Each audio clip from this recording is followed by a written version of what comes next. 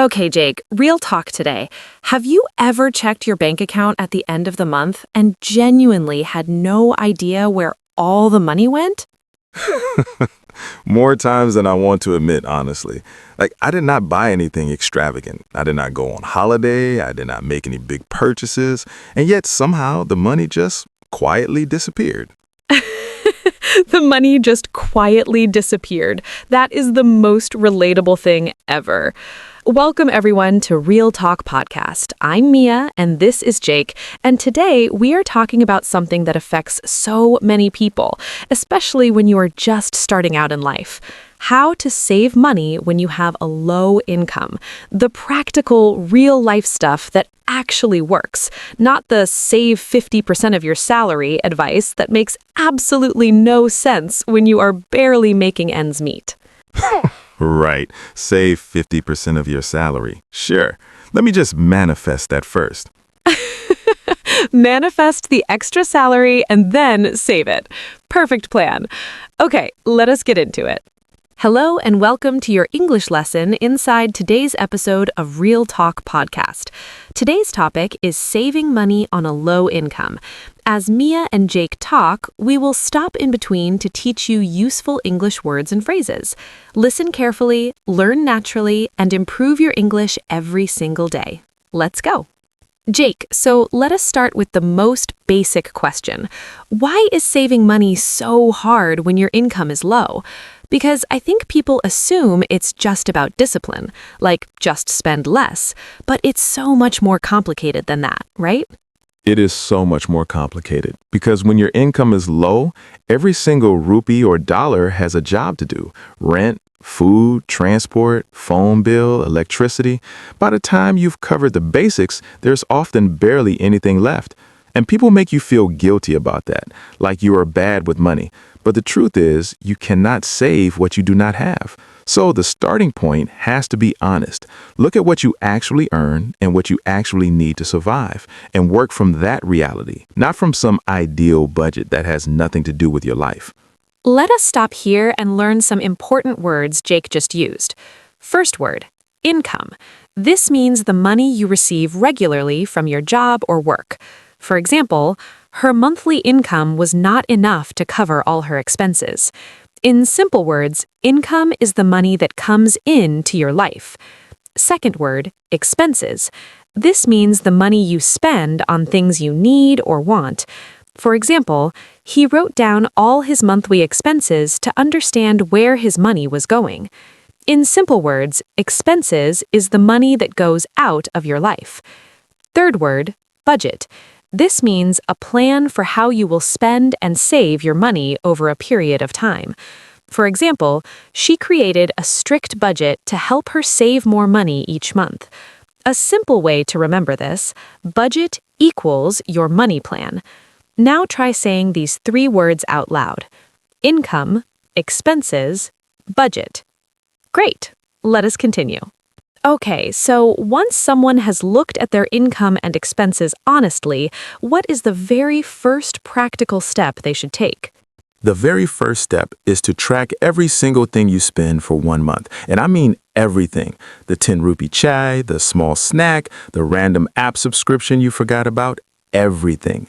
Because most people have no idea where their money actually goes until they write it down. And when you see it written down, you almost always find at least 2 or 3 things that you're spending on regularly that you didn't even realize. Oh, the forgotten subscription. Like you signed up for something 2 years ago and you've been paying for it every month and you completely forgot it existed. Exactly. And that's literally money leaving your account every month for something you're not even using. Tracking reveals all of that. It's uncomfortable, but it's the most important first step. Let us stop here and learn 2 more useful words Jake just used. First word, track.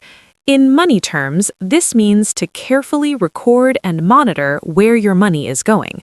For example, she used a simple notebook to track all her daily spending. In simple words, tracking means keeping a record of every rupee you spend. Second word, subscription. This means a regular payment you make usually monthly to use a service or app. For example, he canceled 3 subscriptions he was not using and saved money every month. Common examples of subscriptions are Netflix, Spotify, gym memberships, and app services. Check your bank statement right now and see how many subscriptions you are paying for. You might be surprised. And tracking also helps you see the difference between needs and wants, right? Because I think a lot of people blur that line without realizing it. Absolutely. And this is where people have to be really honest with themselves because needs and wants feel very similar when you're in the moment of spending. Like ordering food delivery feels like a need when you're tired after a long day, but is actually a want. Eating is a need. Ordering from Zomato at 11 p.m. is a want, and that distinction matters enormously when you're trying to save on a low income. Ooh, that is such a good example. Like, the need is food, the want is the convenient, expensive version of getting food. Exactly. And I'm not saying never order delivery. I'm saying know the difference so you can make a conscious choice instead of an automatic one. Perfect time to learn 2 very important money words. First word, needs. These are things you absolutely must have to live and survive. For example, food, water, shelter, medicine, and transport to work are all needs. In simple words, needs are things you cannot live without. Second word, wants. These are things you would like to have, but you can survive without them. For example, new clothes when you already have enough, eating at restaurants, buying the latest phone, streaming services. In simple words, wants are things that make life more enjoyable but are not absolutely necessary. A good habit to build is to ask yourself before every purchase, is this a need or a want? That one question can save you a lot of money over time.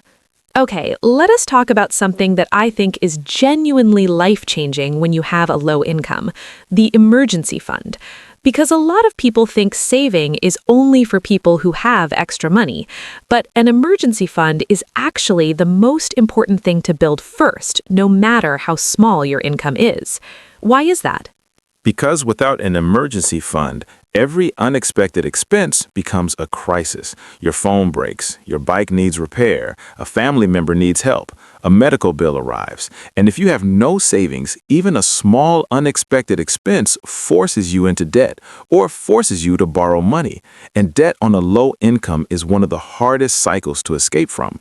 So even if you can only save 100 rupees a week, save it separately. Don't touch it. Just let it build. Because having even a small emergency fund changes your relationship with money completely. You stop feeling like you're one unexpected expense away from disaster. And the psychological effect of having even a small cushion is huge, right? Like, you just feel less anxious about everything when you know there's something there. Completely. Financial anxiety and actual financial situation are 2 different things. And having even a small amount saved reduces the anxiety significantly, even if the amount itself is not large. Very important money concepts here. Let us learn them. First word, emergency fund. This means money you save and keep separately only for unexpected, urgent situations. For example, her emergency fund covered the hospital bill without her needing to borrow money from anyone. In simple words, an emergency fund is your financial safety net. Second word, debt. This means money you owe to someone else, usually a bank, a person, or a credit company. For example, he was stuck in debt because every emergency forced him to borrow money, and the interest kept growing. In simple words, debt is money you borrowed and still need to pay back. Third word, financial anxiety. This means a feeling of constant worry and stress about money and your financial situation. For example, building her emergency fund slowly reduced her financial anxiety even before the fund was very large. Many people experience financial anxiety. You are not alone, and small, consistent saving is one of the most effective ways to reduce that anxiety over time. Okay, last practical topic before we wrap up. Free and low-cost ways to enjoy life when money is tight. because I think a lot of people feel like having a low income means you can't enjoy yourself, and that's just not true. What are some real ways to have a good quality of life without spending a lot? Okay, so first of all, entertainment does not have to cost money. Like the idea that you need to spend money to have a good time is a very modern and very marketed idea. A walk in a park costs nothing. Cooking a new recipe at home costs nothing. A long phone call with a friend you miss costs nothing. Learning a new skill on YouTube costs nothing. And honestly, some of the most genuinely enjoyable experiences in life are completely free.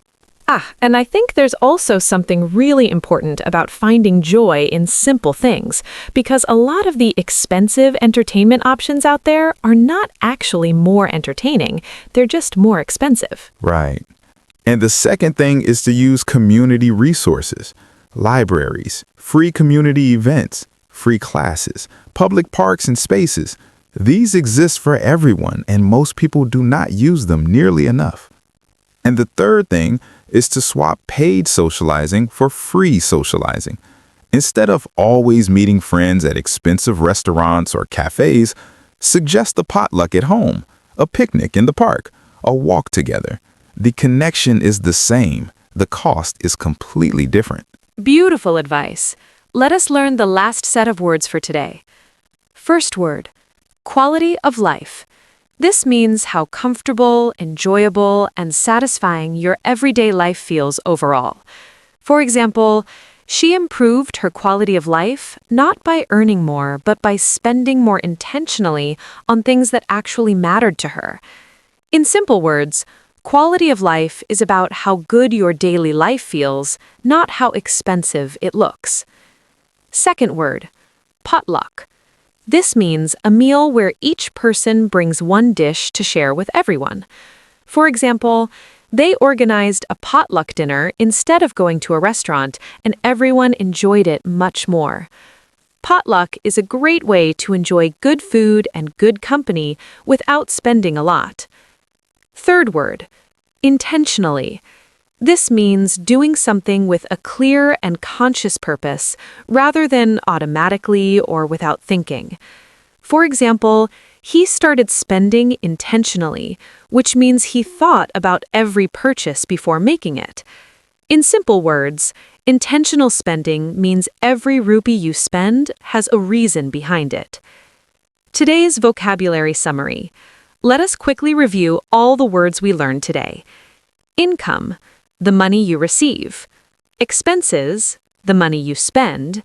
Budget, your money plan. Track, to record where money goes. Subscription, regular monthly payment. Needs, things you cannot live without. Wants, things you enjoy but do not need. Meal planning, deciding meals in advance. Bulk buying, buying more to pay less. In season, cheapest and freshest time. Impulse spending, unplanned emotional buying. 24-hour rule, wait before you buy. Flash sale, short sale designed to rush you. Emergency fund, money saved for unexpected situations.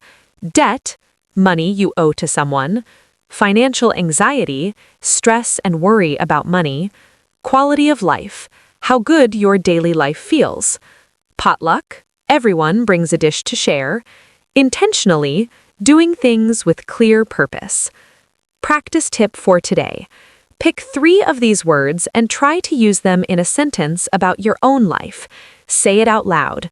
This is how real English-speaking confidence is built, one word at a time. Okay, everyone, that is a wrap on today's episode, How to Save Money on a Low Income. And the biggest takeaway from today is this. Saving money is not about being perfect, it's about being aware.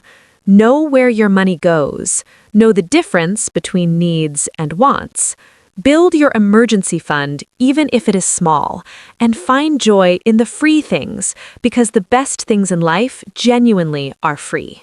Track it, plan it, delay the impulse, and remember that every small saving adds up to something significant over time. Start today, even if today is small. And if today's episode helped your English and your wallet at the same time, please subscribe and share it with a friend who needs both. Drop us a comment and tell us your best money-saving tip. We genuinely love hearing from you, and we read every single one. Take care of yourselves, everyone, and please check your subscriptions tonight. See you in the next one. Check your subscriptions. Bye, everyone.